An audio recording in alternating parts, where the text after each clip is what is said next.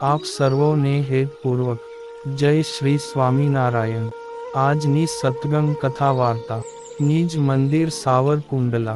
આજની સત્સંગ કથા વાર્તા શ્રી હરિ ચરિત્ર ચિંતામણી ભાગ 1 સોરઠની ચરિત્ર કથા ભાગ 52। ગઈ કાલે આપને શ્રી હરિના દિવ્ય ચરિત્રો સાંભળ્યા। હવે તેમના આગળના ચરિત્રો ખૂબ જ હેતપૂર્વક સાંભળશું। ગઈ કાલે આપને ગામ પંચાળાની ચરિત્ર કથાઓ સાંભળી ને હવે આગળની કથા વાર્તા સાંભળીએ। એક વાર શ્રીજી મહારાજ ગઢડાથી કોઈને પણ ખબર કર્યા વિના પોતે એકલા ચાલ્યા તે પંચાળા ઝીણાભાઈના દરબારમાં પધાર્યા ને અદીબાએ થાળ કરી શ્રી હરિને ભાવથી જમાડ્યા ને પ્રસાદીનો થાળ ઝીણાભાઈને આપ્યો ને વાત કરી કે કોઈ મારા સમાચાર લેવા આવે તો આપવા નહીં।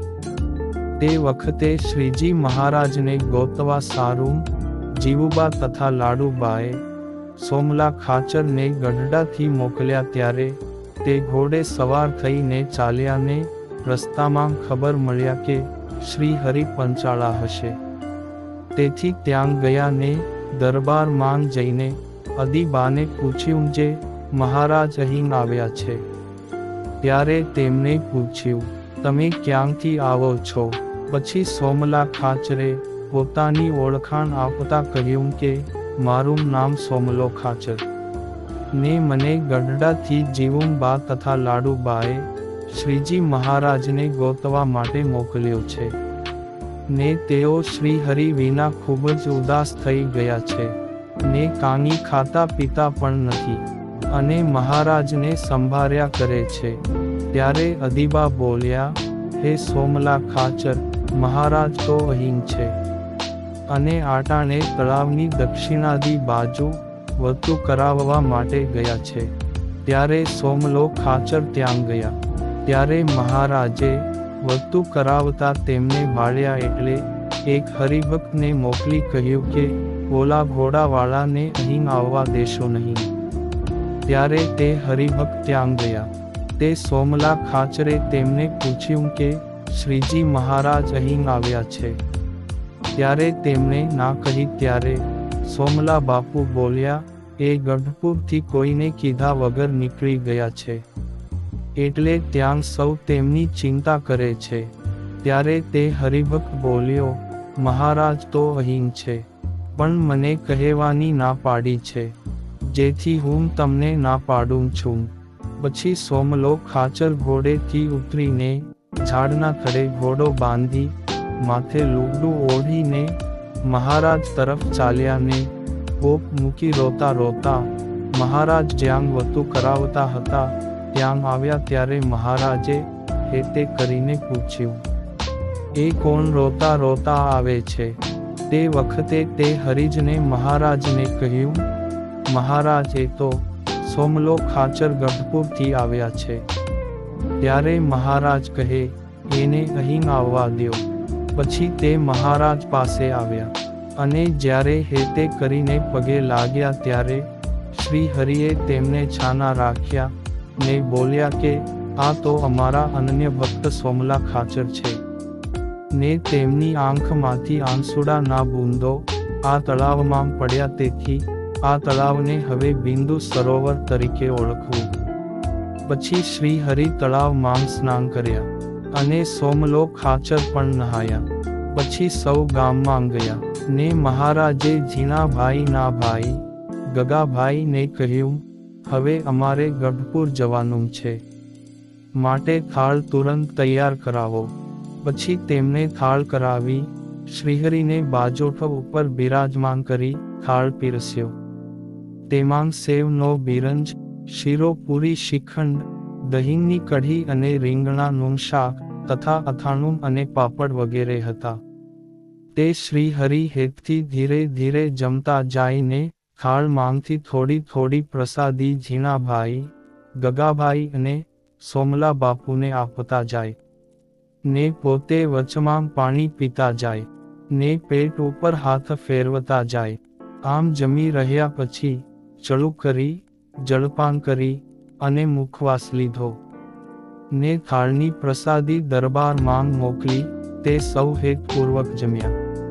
ને પછી શ્રી હરિ સોમલા ખાચરની સાથે ગામ ગઢપુર આવ્યા. એક વાર શ્રી હરિ સાધુ તથા પાર્ષદો અને કાઠીઓને લઈ ગઢડાથી ચાલ્યા તે ફરતા ફરતા પંચાળા ઝીણાભાઈને ત્યાં પધાર્યા. ને તેમને સૌને ઉતારા કરાવ્યા. પછી શ્રી હરિ ઢોલીએ બિરાજી સભા કરી ને ઘણી ઉપદેશની વાતો કરી. પછી રાત થઈ તે ટાણે ઝીણાભાઈએ થાળ કરાવ્યો હતો, તે પોતે જમ્યા. ને સાથે આવેલા પાર્ષદો તથા કાઠી દરબારોને પણ જમાડ્યા. ને પછી થોડીવાર સભા કરીને પોઢી ગયા. ને સવારે ઉઠીને ગામને પાદર તળાવે નાહવા પધાર્યા. ત્યાં દાતણ કરી બહિર્ભૂમિ જઈ વસ્ત્ર સહિત સ્નાન કર્યા. ને પછી શરીર લૂછી કોરા વસ્ત્રો ધારણ કર્યા. ને ચાલ્યા તે ઝીણાભાઈના દરબારમાં આવીને સભા કરીને બેઠા. ત્યારે ઓરડામાંથી કોઈનો કણસવાનો અવાજ આવ્યો. ત્યારે તેમણે ઝીણાભાઈને પૂછ્યું કે તમારે ત્યાં કોઈ બીમાર છે? ત્યારે ઝીણાભાઈ બોલ્યા, હે પ્રભુ, એ તો માંગરોળના કમળશી વાંઝા હરિભક્ત છે. તે માંદા થયા તે તેમના ઘરના મનુષ્યો કોઈ સેવા કરતા નથી. ને અમે તેની ખબર લેવા ગયા ત્યારે તેમને સેવા કરવાની સલાહ આપી તો તેમને કહ્યું કે તમારે સેવાનું બહુ મહાત્મ્ય હોય તો તેમને તમારા ઘેર લઈ જાઓ અને સેવા કરો. એટલે હું તેને અહીં તેડી લાવ્યો છું. તે સાંભળી શ્રીજી મહારાજ ખૂબ જ રાજી થયા. ને બોલ્યા કે તમે તો અમારા સત્સંગીની ખૂબ જ સાર લીધી, તેથી અમે પણ તે વાતને યાદ રાખશું. એમ મહારાજ સભામાં વાતો કરતા હતા તે ટાણે જમવા માટે ગગોભાઈ બોલાવવા આવ્યા.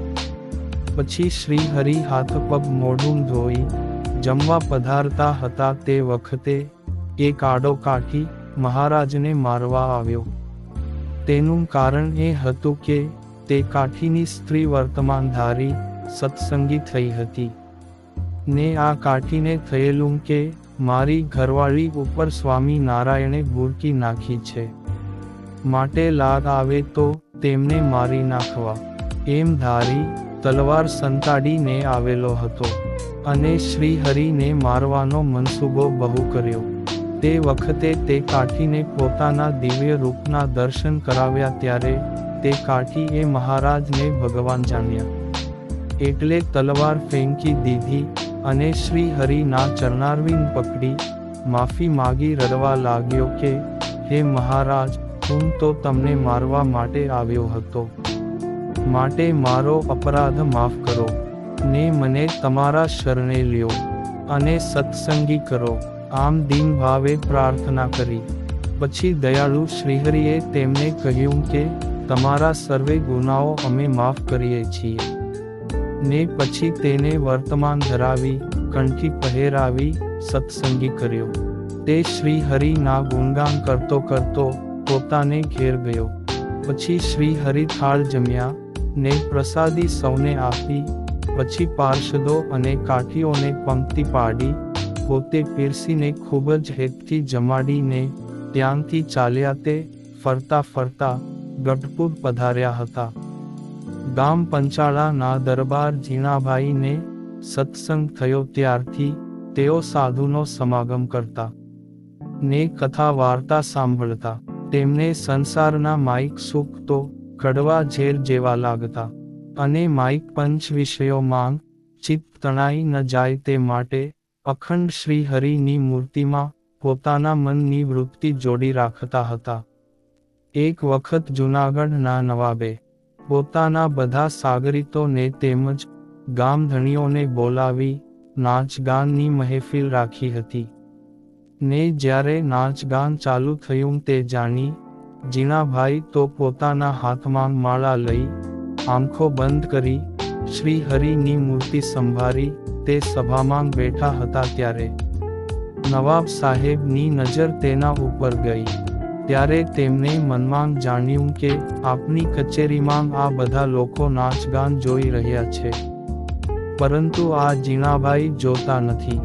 તે આવો સારો માણસ મારી કચેરીમાં બીજો કોઈ નથી. તેવો ગુણ લીધો હતો. અને શ્રીજી મહારાજે ગામ પંચાળા માંગ 1.5 મહિના સુધી વડ હેઠે બેસીને સભા કરી અને તેમાં 3 પ્રકારના કુસંગોની વાત કરી હતી. તે 3 પ્રકારના કુસંગ ક્યાં? તો એક અંતરનો કુસંગ, જે અંતરમાં ખોટા ઘાટ થાય છે તે. અને બીજો સત્સંગમાં કુસંગ, જે સત્સંગના નિયમો ન પડાય તે. અને ત્રીજો કુસંગ તે શિક્ષાપત્રીની આજ્ઞાનો લોપ કરવો તે. જે વાત પંચાળામાં કહેલા વચનામૃતમાં પણ લખાયેલી છે. ને તે પંચાળા ગામ તો બહુ અનાદિનું છે, કારણ કે ત્યાં 5 પાંડવો અને કુંતાજી પણ રહેલા હતા. અને અર્જુને મહાદેવજી પણ પધરાવ્યા હતા. ને બ્રાહ્મણો પાસે પ્રતિષ્ઠા કરાવી. તે મહાદેવનું નામ અર્જુનેશ્વર પાડ્યું હતું. તે વખતે શ્રીકૃષ્ણ ભગવાન પણ ત્યાં ઘણીવાર આવ્યા હતા. ને હજારો બ્રાહ્મણોને જમાડી 84 કરાવી હતી. ને તેમને ખૂબ જ દાન દીધા હતા. એ મહાદેવજીની પૂજા શ્રી હરિએ તેમજ રામ પ્રતાપભાઈએ પણ કરી હતી. અને વિક્રમ સંવત 1906ની સાલમાં ખૂબ જ વરસાદ થયો ત્યારે શિવની ડેરી તણાઈ ગઈ. અને શિવજીનું બાણ પણ તણાઈ ગયું. ને એકલું થાળું રહી ગયું હતું. તે હાલ જૂનાગઢ મંદિરમાં પ્રસાદીના સ્થાનમાં રાખેલ છે. એક વાર શ્રી હરિ પંચાળામાં જીણાભાઈના દરબારમાં સભા કરીને બેઠા હતા. તે વખતે દેવરામ સુથાર ત્યાં આવીને બેઠો. ને જીણાભાઈ સાથે વાતો કરવા લાગ્યો કે દરબાર, તમે પ્રથમ ધામમાં જશો કે હું પહેલા જઈશ? ત્યારે જીણાભાઈ કહે કે હું જો પહેલા જઈશ તો 3 દિવસ કેડે તને તેડવા આવીશ. અને જો તું જા તો મને તેડવા આવજે. આમ એકાબીજાએ પર્યાણ કરી રાખેલું, કારણ કે બેને એકાબીજા પ્રત્યે અસાધારણ હેત હતું. ને પછી જીણાભાઈ જૂનાગઢ આવ્યા. ને ત્યાં પોતાની હવેલી માંગ રહેતા હતા. તેવા સમય માંગ પોતે માંદા થયા અને ક્ષય રોગ જેવું જણાયું. તેથી પોતાને નક્કી થયું કે હવે દેહ નહીં રહે. તેથી નવલસંગજીને બોલાવ્યા ને કહ્યું કે તમે ગઢડા જાઓ અને શ્રીજી મહારાજને ખબર કરો કે જીણાભાઈ ખૂબ જ માંદા છે, તો દયા કરીને દર્શન દેવા પધારો. ત્યારે નવલસંગી ચાલ્યા તે ગઢડા ગયા અને મહારાજને જીણાભાઈના મંદવાડના સમાચાર દીધા. તે વખતે જીણાભાઈના દીકરા હઠીભાઈ તથા અદીબા અને ગગાભાઈ પણ ત્યાં હતા. તેમને શ્રી હરિ કહે, તમે ધીમે ધીમે આગળ ચાલો ને હું પાછળ આવું છું.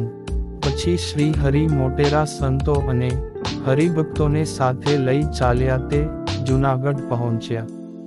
ત્યાં દીવાનખાનામાં ઉતર્યા અને જીણાભાઈને ખબર પડી ત્યારે તેમને મહારાજને પોતાની પાસે તેડાવ્યા.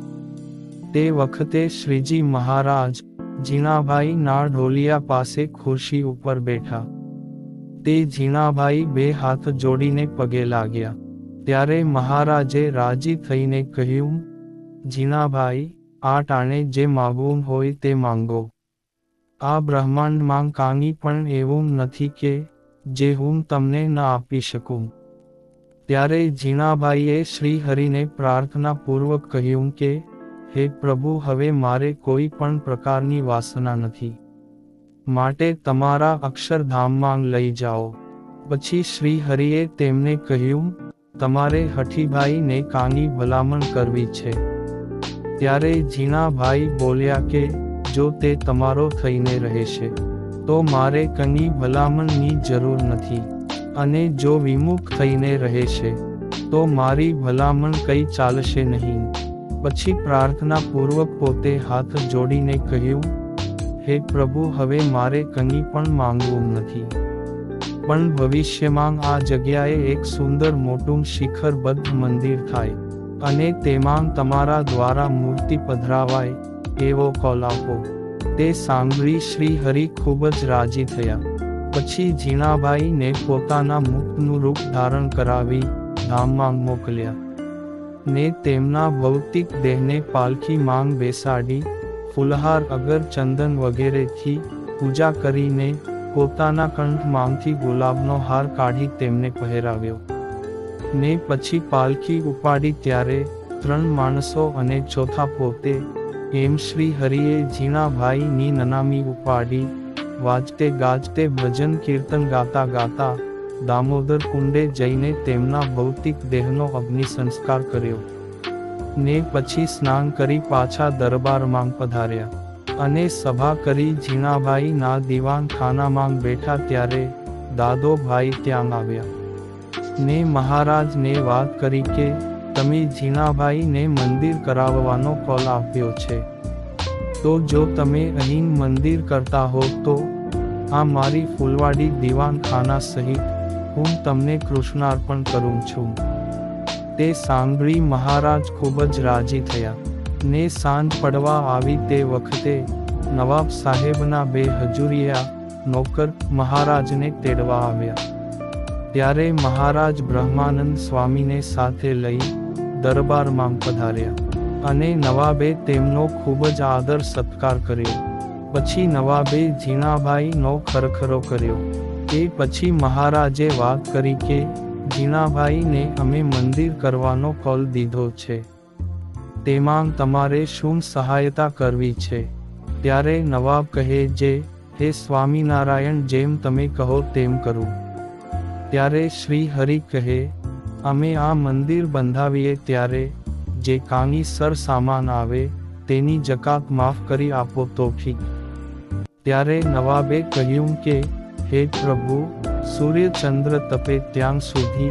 હું આ મંદિરની જકાત માફ કરું છું અને પછી રાજ્યનું દાન માફ કર્યાનો પાકો લેખ કરી મહોર છાપ મારી શ્રીજી મહારાજને અર્પણ કર્યો પછી નવાબને કલ્યાણનો કોલ દઈ ઉઠવાની રજા માંગી ત્યારે નવાબ સાહેબ બોલ્યા જે તમે અહીં 5 દિવસ રહીને અમને વાતો કરો ત્યારે શ્રી હરિ બોલ્યા ઝીણાભાઈ દેહ મેલીને ગયા ને 3 દિવસ પછી તેમના મિત્ર દેવરામ સુથારને પણ તેડી જવાનો કોલ આપેલો છે અને તે 3 દિવસ પહેલા અમારે ગઢપુર પહોંચવું છે અહીં બ્રહ્માનંદ સ્વામી તથા ગુણાતીતાનંદ સ્વામીને મૂકતા જઈએ છીએ તે તમને સત્સંગની વાતો કરશે ને તમે તેની ખબર રાખતા રહેજો એમ કહી શ્રીજી મહારાજ પોતાને ઉતારે ગયા અને બીજા દિવસે સવારે ચાલ્યા તે